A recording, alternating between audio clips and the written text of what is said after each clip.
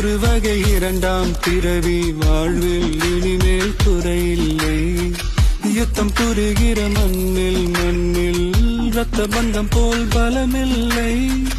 வா எழுந்திடு, வாழ் சுழற்றிடு, வான் கிழித்திடு, பயமில்லை.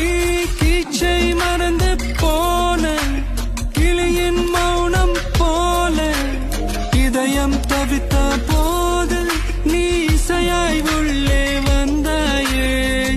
உறவெல்லாம் ஒன்றாக, விழியெல்லாம் தேனாக, இருளெல்லாம் தூளாக, பறவை கூட்டில் வெண்மீன் பூக்க